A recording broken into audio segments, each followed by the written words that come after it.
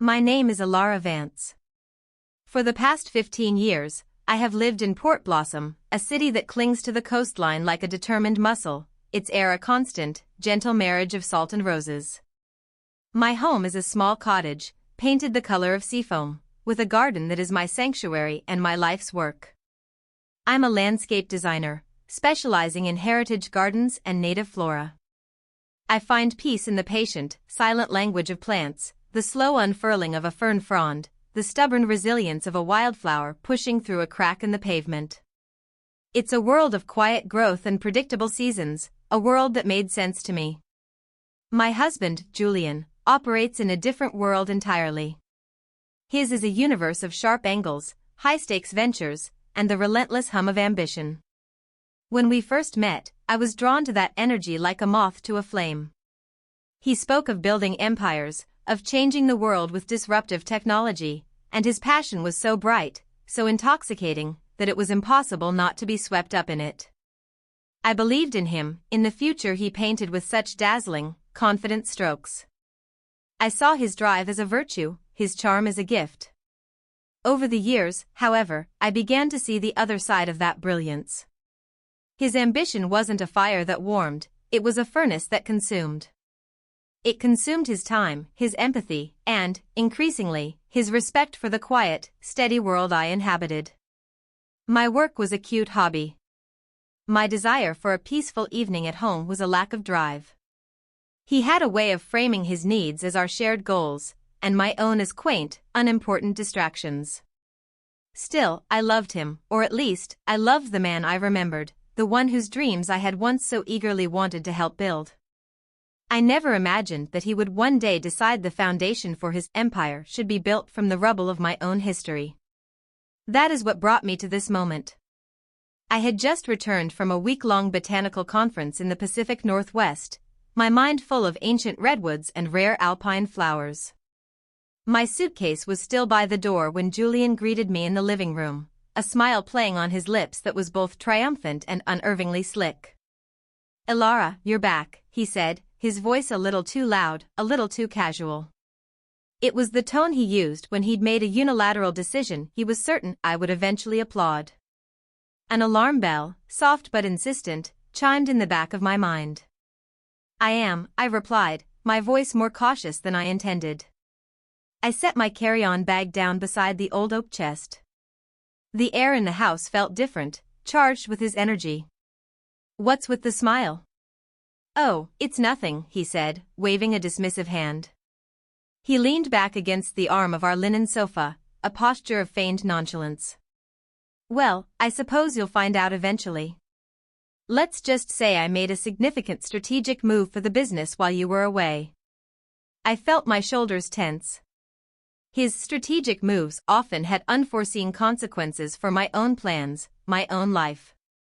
"What kind of move?" His grin widened, and my unease solidified into a cold dread. "Your jewelry collection," he announced, his voice smooth and self-satisfied. "I sold it. The whole lot. Now, before you get sentimental, you need to hear the upside. Those little trinkets of yours just became the seed funding for Ethelred Innovations. Your jewels are building my legacy. Our legacy." I stood frozen, the scent of pine from my trip still clinging to my jacket, a stark contrast to the sterile finality of his words. My jewelry. The collection was not one of ostentatious wealth, but of profound personal value. Each piece was a chapter of my life. The delicate silver locket from my grandmother, its surface worn smooth by her touch. The pearl earrings my mother gave me when I graduated from university, their luster a reflection of her pride. The heavy gold bracelet I had bought for myself with the first big commission I ever earned, a tangible symbol of my own independence. Gone. What did you just say? My voice was a whisper, thin and trembling in the suddenly vast space of the room. Julian laughed, a short, sharp sound of utter miscalculation. He genuinely thought I would be impressed. I said I sold it, darling. Do you have any idea the kind of capital tied up in those things? Enough to secure our final round of funding and push us into the next quarter with an unbeatable advantage. It's genius, really. You should be proud. Proud? The word came out choked, strangled. My hands, still cold from the misty morning air outside, clenched into tight fists at my sides. A heat I hadn't felt in years began to rise in my chest, a molten anger that threatened to overwhelm me. You had no right, Julian. That was mine. Do you have any idea what you've done? He rolled his eyes, the last of his charm evaporating into pure condescension. Oh, Alara, don't be so dramatic. It's not like you wore half of it. It was just sitting in that antique box, gathering dust. This way, it's an investment. It's active. It's working for us. He saw my jewelry as dormant capital. He didn't see the stories, the love, the memories. He saw assets to be liquidated. He had looked at the tangible artifacts of my life, of the love I had inherited from the women before me, and he had assigned them a dollar value before erasing them. But what Julian didn't know, what made his smug, self-congratulatory smile so utterly unbearable, was that I wasn't as careless or sentimental as he believed.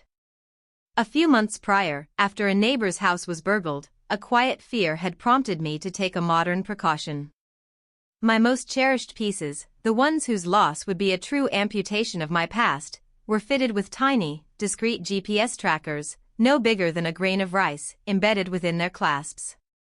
I forced myself to breathe. In. Out. I held the storm of grief and fury inside me, locking it behind a dam of forced composure.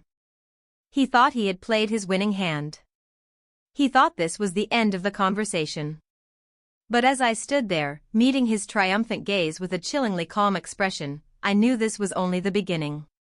That night, sleep was a distant country I had no visa for. I sat on the edge of our bed, staring at the empty top drawer of my mahogany dresser where the velvet-lined jewelry box had lived for over a decade. The vacant space was a physical ache, a hollowed-out part of the room that mirrored the void he had carved inside of me. The initial shock had receded, leaving behind the hard, sharp edges of a profound betrayal. He hadn't just sold things. He had sold my grandmother's quiet love, her gnarled, gentle hands fastening the silver locket around my neck for my 16th birthday. He had sold my mother's tears of joy, shimmering like the pearls she placed in my palm on graduation day. He had sold my own hard-won pride, the weighty, satisfying feel of the gold bracelet on my wrist, a private monument to my own success. Julian had taken these sacred relics and traded them for what? A better quarterly report? A more impressive pitch deck? My fingers trembled as I reached for my tablet on the bedside table. My first instinct was to scream, to rage, to throw something breakable and satisfyingly loud. But a deeper, colder part of me took over, a part that knew impulsive rage was a fire that would only consume me. Julian thrived on drama he could control. He would twist my anger into hysteria, my pain into irrational sentimentality. No. This required a different kind of fire, a slow, controlled burn. I opened the tracking application I'd downloaded months ago, my heart hammering against my ribs. The app, called Keepsake, was designed for tracking valuables, but for me, it had been a quiet act of self-preservation, an acknowledgement of a nameless fear that Julian's ambition might one day breach the last of our shared boundaries. The screen flickered to life, displaying a map of Port Blossom. And then I saw them. 5 small, pulsing green dots, scattered across the city grid. A sharp, involuntary gasp escaped my lips. They were active. My grandmother's locket was at a high-end pawn shop called the Gilded Cage in the old commercial district. My mother's pearls were logged at West Coast Consignments, a luxury reseller downtown. The app showed timestamps, tracing the journey of my stolen memories as they passed from Julian's hands into the city's anonymous marketplace. The raw, hot fury began to cool, crystallizing into something harder and more useful, resolve. He thought he was clever. He thought I was a sentimental fool, too caught up in my cute hobbies to understand the world of high-stakes commerce. But I had evidence. Cold, hard, digital proof. If this data was accurate, I could not only pinpoint the location of my stolen heritage, but I could also prove irrefutably that Julian was the one who had set them on this journey. My hands were steady now. I picked up my phone and dialed a number I knew by heart. It rang twice before she answered, her voice warm and familiar. "Anya," I said, my own voice sounding strange and distant to my ears. "You're not going to believe what Julian's done." "What fresh hell is this?" Anya's tone was already laced with the weary exasperation she reserved exclusively for my husband. She was a sculptor who worked with steel and stone, and she had a personality to match, strong, unyielding, and utterly unimpressed by Julian's polished facade. I told her everything. The smug smile, the talk of his legacy, the sale of my entire collection. And then, I told her about the trackers. There was a moment of stunned silence on the other end of the line. Then, she let out a low whistle. "That magnificent, arrogant bastard," she breathed, a note of pure, unadulterated fury in her voice. "Ilara. Oh, honey. You need to call the police. Not tomorrow, not after you've had a cup of tea. Now." "I will," I promised, and a flicker of my old self, the self that knew how to prune and nurture and cut away the dead wood, ignited within me. First thing in the morning. I ended the call and sat back against the pillows, the tablet glowing in my lap. The green dots on the screen were like a constellation of betrayal, but they were also a map. A map that would lead me, I hoped, not just to my stolen property, but back to myself. Julian had no idea what was coming. For the first time in a very long time, I felt like I was holding the shears. The next morning, the coastal fog had rolled in, blanketing Port Blossom in a soft, gray silence. It mirrored my own muted state as I walked up the stone steps of the police precinct, the air cool and damp against my skin. My tablet was tucked securely in my bag, its screen a silent witness. Anya's words from the night before echoed in my head, "You need to call the police." She was right. This was a boundary Julian had not just crossed, but obliterated. If I allowed this to pass, if I absorbed this violation as I had so many smaller ones, there would be nothing left of me to defend. The front desk was manned by a sergeant with kind, tired eyes and a nameplate that read Morales. He looked up from his paperwork as I approached. "Good morning. How can I help you?" "I need to report a theft," I said. The words felt heavy and foreign in my mouth. I was a person who called the city about fallen trees, not the police about stolen property. "Of your property?" he asked, his pen poised. "Yes," I said, taking a steadying breath. "My jewelry collection. It was sold by my husband without my knowledge or consent." Sergeant Morales's eyebrows lifted a fraction of an inch, a flicker of professional interest in his calm gaze. He didn't question or judge, simply nodded. "Okay. Let's get the details." He motioned for me to follow him to a small, private interview room. The room was sterile and plain, smelling faintly of coffee and disinfectant. I sat across a simple table from him and laid out the entire story. I spoke of Julian's ambition, his announcement, and the deep, personal value of the items. Then, I took out my tablet and opened the Keepsake app. I showed him the map, the glowing green dots, the timestamps. As he looked at the screen, his expression shifted from sympathetic attentiveness to sharp focus. "This is very compelling evidence," he said, his voice taking on a new gravity. He began taking meticulous notes. "If these tracking signals are live and accurate, we can begin verification and recovery almost immediately. Do you have an itemized list of what was taken, with descriptions and any known valuations?" "I do," I said, my voice gaining strength. I pulled out a small, leather-bound notebook I had filled in the sleepless hours of the early morning. In it, I had detailed every piece, not just with its estimated monetary worth, but with a short description of its origin. Grandmother's locket, silver, circa 1940, contains photo of my grandfather. Mother's pearls, single strand, cream-colored, given on my graduation day. Self-purchase bracelet, 18K gold, bought in 2012 to celebrate first major design contract. Seeing it all written down, it wasn't just a list of assets, it was an inventory of my heart. The officer, who I now saw was a detective, read through the list carefully. "Detective Morales," he clarified, looking up from my notebook. "Mrs. Vance, because your husband sold these items under the pretense of ownership, this isn't just a simple theft. This is also fraud. Are you prepared to pursue this formally? To press charges if it comes to that?" The question hung in the quiet room, immense and final. Pressing charges against my own husband. It was a line I never dreamed I would cross. I thought of Julian's smug grin, the casual, dismissive wave of his hand as he brushed away my history. I thought of the years of subtle erosion, of my own slow retreat into the background of his life. "Yes," I said, my voice clear and firm. "I am." Detective Morales gave a single, decisive nod. "Good. Then let's get started." Leaving the station, I felt as though I'd shed a heavy, invisible cloak. The fog was beginning to lift, and pale, watery sunlight was filtering through the clouds, illuminating the wet leaves on the pavement.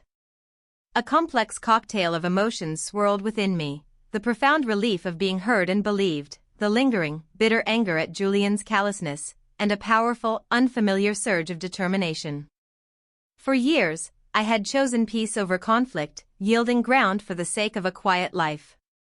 I had told myself it wasn't worth the fight. But he had finally taken something I was unwilling to surrender. This time, I was fighting back. By the time I arrived home, the adrenaline that had propelled me through the morning had begun to wane, leaving a nervous exhaustion in its wake. The cottage, usually my sanctuary, felt like a stage set for a confrontation I wasn't yet ready for. I replayed my conversation with Detective Morales, his calm professionalism a reassuring anchor in the churning sea of my thoughts. But then my mind would turn to Julian. How would he react when he learned the police were involved? Julian was a master of narrative. He could spin any situation, casting himself as the innovator, the victim of small-mindedness, the misunderstood visionary. I had watched him do it in boardrooms and at dinner parties. He could charm, deflect, and reframe reality with an ease that was both dazzling and terrifying. This time, however, was different. This time, there was a digital trail of breadcrumbs he didn't know existed. That evening, Anya came over, a bottle of deep red wine in one hand and a look of grim resolve on her face. She didn't bother with pleasantries, just enveloped me in a fierce hug. "All right," she said, setting the wine on my small kitchen table. "Walk me through it." Every last detail from the precinct. As I recounted the meeting with Detective Morales, from his initial seriousness to his plan to verify the trackers, Anya listened, her head cocked to one side. She was a creator of solid, unmovable things, and she appreciated the concrete nature of my evidence. "You're handling this with more grace than I could ever muster," she said, pouring 2 generous glasses of wine. "If my partner sold my welding tools, I'd be using a blowtorch to redecorate his car right now." A small, genuine laugh escaped me. It felt good. Believe me, the thought has crossed my mind. But the data is my best weapon. It's quiet, it's precise, and it's undeniable. "Damn right it is," Anya said, raising her glass. "To quiet, precise, undeniable facts. And to you, for finally deciding to burn down the whole rotten structure." We drank to that. The next day, I was pruning the climbing roses on my garden trellis when my phone rang. It was Detective Morales. "Mrs. Vance," he said, his voice businesslike. "I wanted to give you an update. We have sent officers to verify the locations. The items at West Coast Consignments and the Gilded Cage are confirmed. The owners are cooperating fully. We are in the process of securing the items as evidence and moving forward with retrieval." The relief was so potent it made me dizzy. I leaned against the warm stone of the cottage wall. "Thank you," I breathed. "Does this mean I'll get them back?" "The process has begun, yes," he confirmed. But the investigation is still active. And there's something else.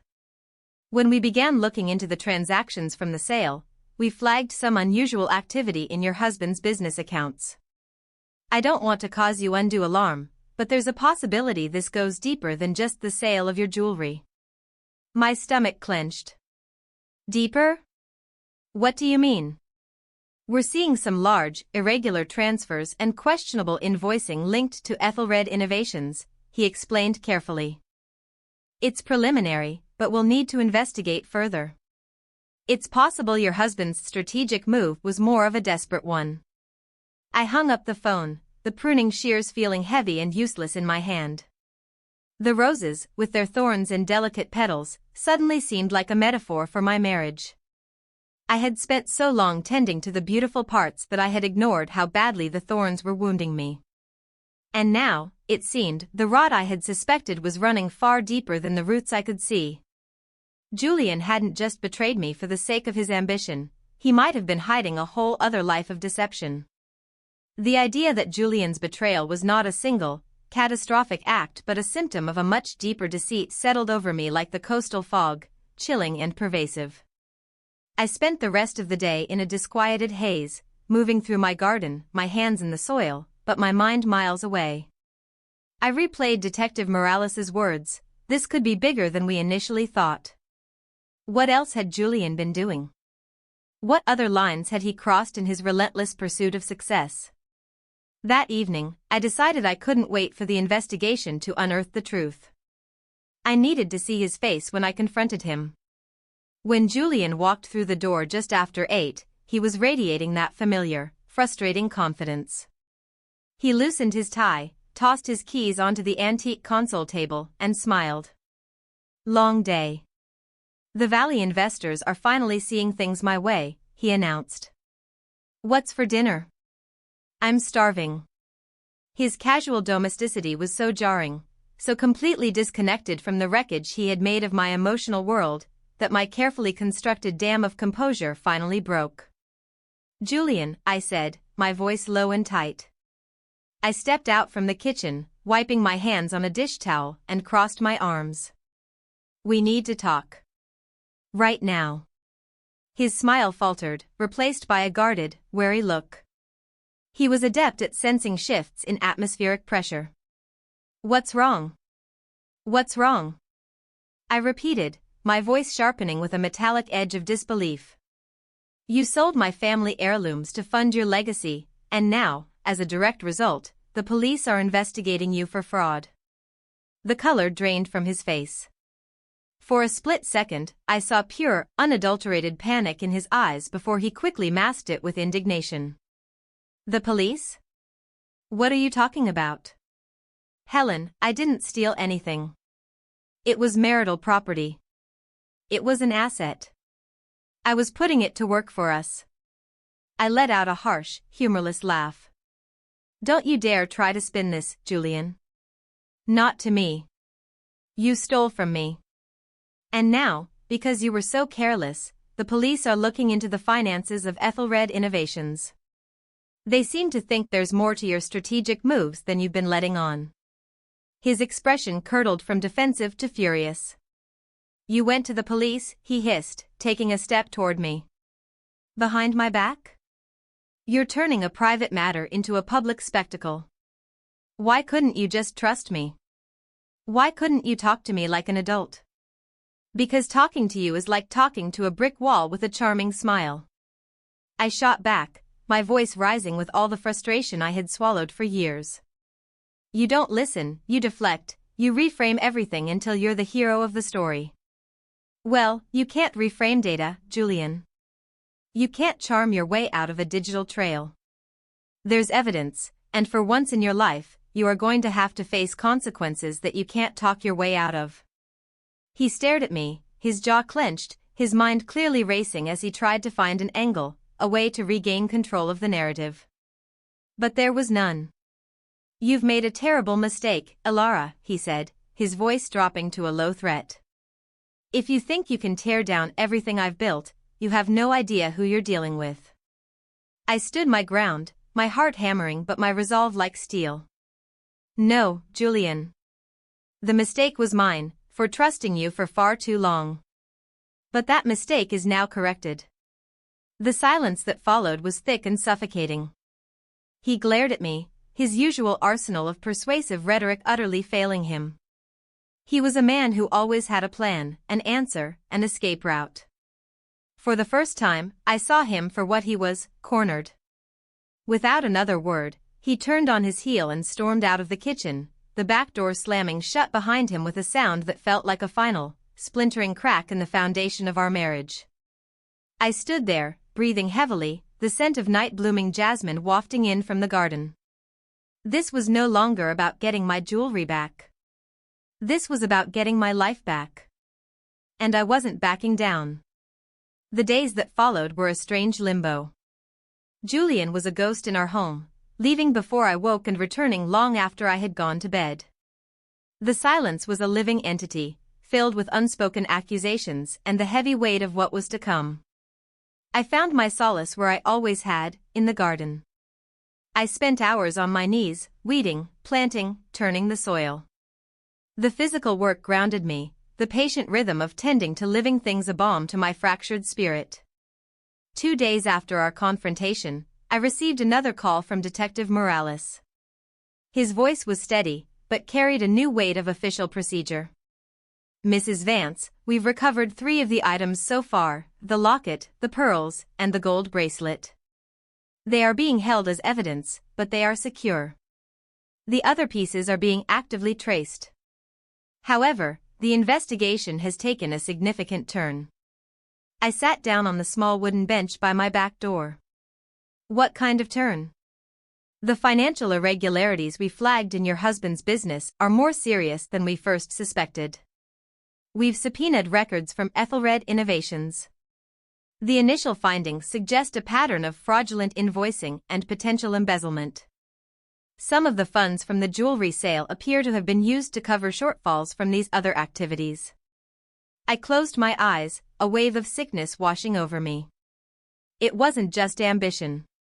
It was desperation. He hadn't sold my past to build a future, he'd sold it to patch up a crumbling, deceitful present. What does this mean for me? I asked, my voice barely a whisper. Legally, you are the complainant in the theft and fraud case, which protects you, Detective Morales reassured me. But this is becoming a complex white-collar crime investigation. It's important that you continue to cooperate fully. Your husband's choices could lead to very serious legal repercussions. I hung up the phone feeling hollowed out. The man I married, the brilliant visionary, was a fraud. Not just to his investors, but to me. Our entire life, the beautiful cottage, the comfortable existence, was it all financed by lies? That evening, I called Anya. I explained the new developments, my voice flat with a strange sense of detachment. Anya was quiet for a moment. Honestly, Ilara, she said finally, I can't say I'm shocked. He always had the air of a man playing with house money. That kind of arrogance, it doesn't come from a place of security. It comes from a place of thinking you're smarter than everyone else and can get away with anything. But how could I have lived with him for 15 years and not seen it? The question was an agony. I shared a bed with him. I built a life with him. Was I that blind? You weren't blind, Ilara, Anya's voice was firm but gentle. You were in love. And he is a master manipulator. He didn't just sell your jewelry, he sold you a story about himself and you bought it. We all did, at first. This is not your failing. It's his. Her words were a small comfort, but the shame of it all still clung to me. Later that night, Julian came home while I was in the living room, surrounded by gardening catalogs, trying to lose myself in plans for the spring. He didn't look at me, just walked straight to the liquor cabinet and poured a large measure of whiskey. His usual polish was gone, replaced by a frayed, dangerous energy. I know what you've been doing, he said, his back still to me. The police have been at my office. They're talking to my partners. Do you have any idea the kind of damage you've done? I looked up from a page of heirloom roses, my heart steady. I didn't cause this, Julian, I said, my voice even. You did. Your choices. Your lies. This is just the harvest. He laughed, a bitter, broken sound. You think you've won, don't you? Tearing everything down. You think this ends well for you? I don't know how it ends, I replied calmly, closing the catalog. But I know it's out of your hands now. And it's out of mine. It's in the hands of people who deal in facts, not stories. He turned then, and for the first time, I saw not anger or arrogance, but pure, unadulterated fear in his eyes. The fear of a man who has run out of road. The following morning, with the taste of Julian's fear still lingering in the air like a bitter metallic tang, I received another update from Detective Morales. Mrs. Vance, he began, his tone formal, I wanted to let you know we've traced and secured several more of your pieces. They were found at a private auction house in the city's financial district, slated for a discreet sale. A wave of relief, clean and sharp, cut through my emotional fog. Does this mean I'll be able to get them back soon? I asked, picturing my mother's delicate diamond earrings, the sapphire ring my father gave her, now sitting in a cold evidence locker. Yes, he confirmed. The legal process for returning recovered property to its rightful owner is underway. But I'm calling about another matter. The financial investigation into Ethelred Innovations has yielded significant evidence. We're now looking at charges of tax evasion and large-scale embezzlement. This has become a major case for the district attorney's office. The words barely registered as a shock anymore. It was like watching a building collapse in slow motion. I had already accepted its inevitable fall, and now I was just observing the final, crumbling details. I thanked the detective, my voice steady, and hung up. My resolve, which had been forged in anger and betrayal, was now cooling into something much stronger, a clarity of purpose. I could not, and would not, be tethered to this sinking ship.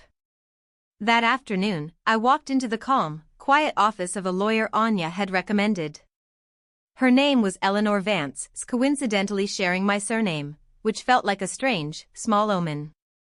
She specialized in family law with a focus on complex financial separations.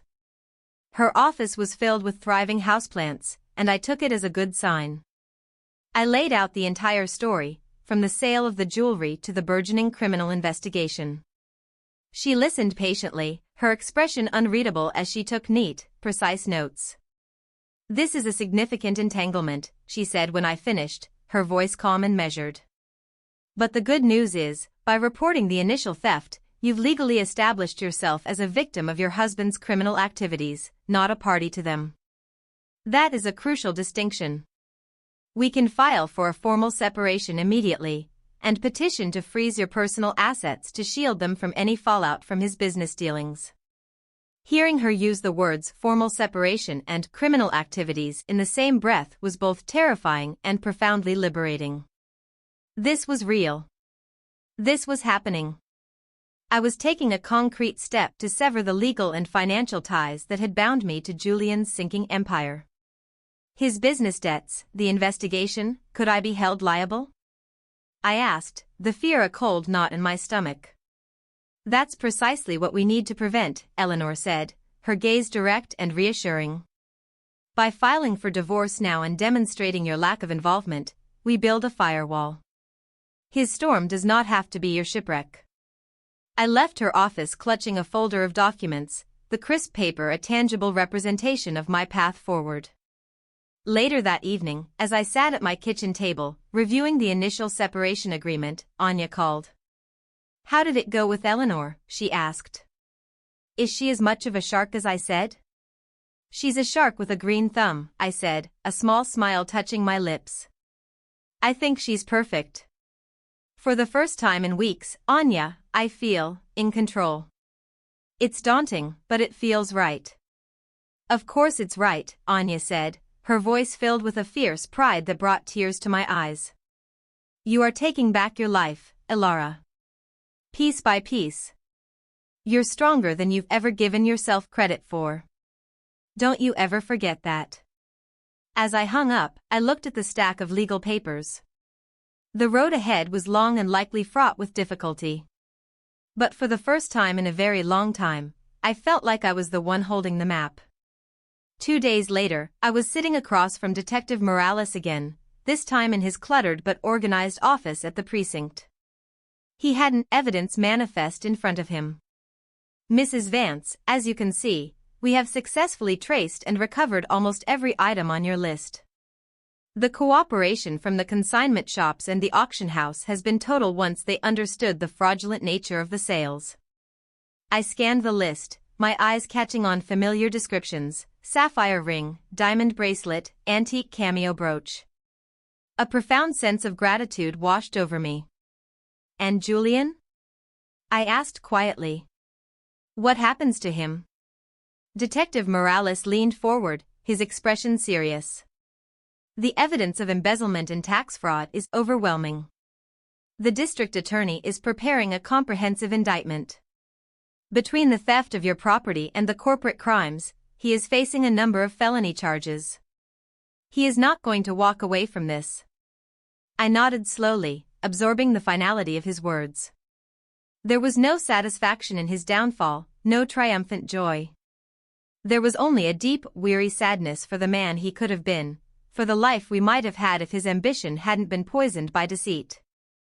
But there was also the quiet, unshakable knowledge that justice was being served. That evening, Julian came home early. I was in the living room, the divorce papers laid out on the coffee table, waiting. He stopped dead in the doorway, his eyes fixing on the legal documents. His face, already pale and strained, turned ashen. "What is all this?" he asked, his voice a hoarse whisper. "It's a petition for divorce," I said, my voice even and calm. I did not look up from the document I was signing. I felt his shock radiate across the room. "Divorce," he said, the word filled with a genuine, staggering disbelief. After everything, he still couldn't conceive that I would leave him. "You're divorcing me?" "Yes, Julian," I said, finally lifting my head to meet his gaze. "This is the end of the line. I will not be dragged down with you. I will not spend the rest of my life paying for your mistakes." He scoffed, a desperate, defensive sound, and ran a hand through his already disheveled hair. "You think you're so blameless in all this? Everything I did for us. I was building a life for this family." A bitter laugh escaped my lips. "Don't you dare," I said, my voice low and fierce. "You didn't do this for us. You did this for you. You stole my past, you lied about our present, and you have gambled away our future. This family you speak of was never a partnership. It was just an audience for your one-man show." He stared at me, his confidence completely stripped away, leaving only a raw, desperate man. "You don't mean this," he said, his voice pleading for the first time. "You can't." "I do," I said, my voice softening not with pity, but with a sad finality. "And you'll receive the official confirmation soon enough." For the first time since this entire nightmare began, Julian was utterly speechless. He looked from the papers to my face and back again, as if trying to find a loophole in reality itself. Finding none, he turned and walked out of the room.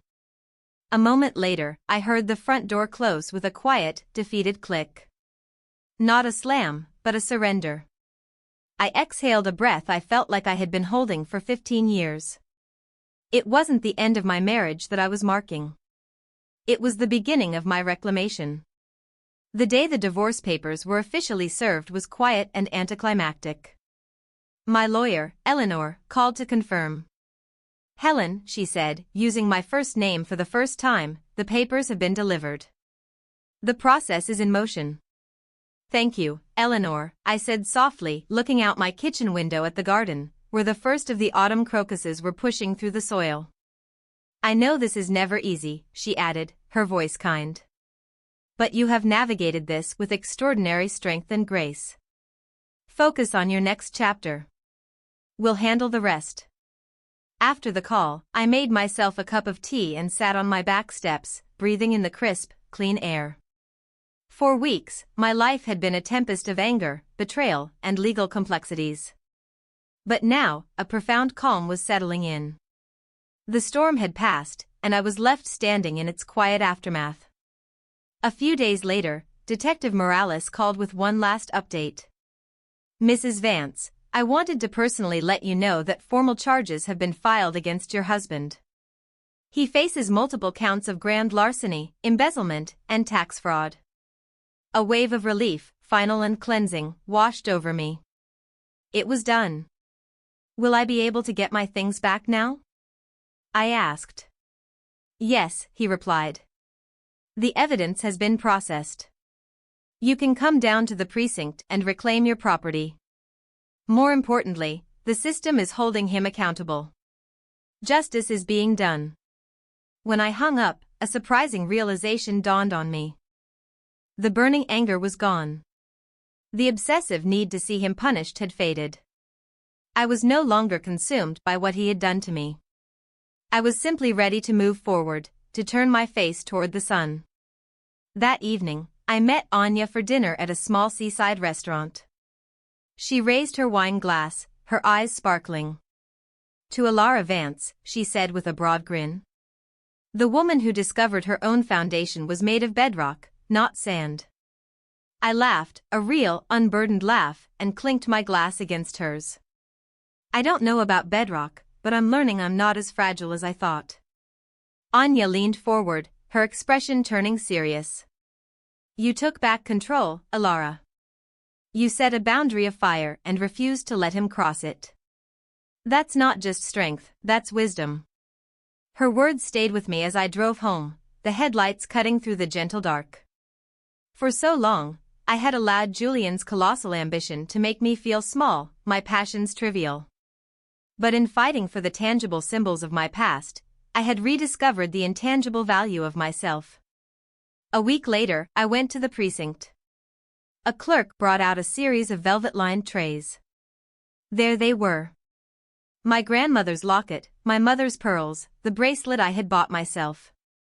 As I picked up the locket, its familiar weight cool and solid in my palm, I felt a sense of profound closure. These were not just objects.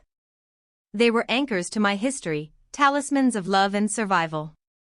They were pieces of my story, a story that Julian had tried to erase, but had only managed to make stronger. The day Julian was formally indicted, I received a single, bitter text from him: "I hope you're happy." I read the words and felt a surprising pang of pity for him. He still didn't understand. This was never about my happiness at his expense. It was about my survival. I deleted the message without replying. There was nothing left to say. That night, sitting in my quiet, peaceful home, I felt a sense of spaciousness I hadn't realized was missing.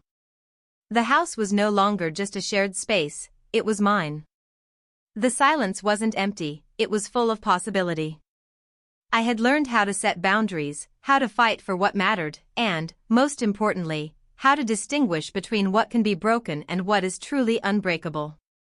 Anya called, her voice cheerful. "So, what's next on the agenda for the indomitable Ms. Vance?" I smiled, looking around at the home I had reclaimed, the life that was now solely mine to design. "Honestly," I said, and the word felt truer than it had in years, "anything I want." As I hung up, I walked into my garden. The moon was high, casting a silvery glow on the leaves of the old oak tree. For the first time in a very long time, I felt like I could breathe all the way to the bottom of my lungs. Julian's betrayal had been a brutal, destructive storm, but it had also, in its own terrible way, cleared the land. And now, my future stretched before me like a fresh patch of earth, fertile and quiet, waiting for me to decide what to plant next.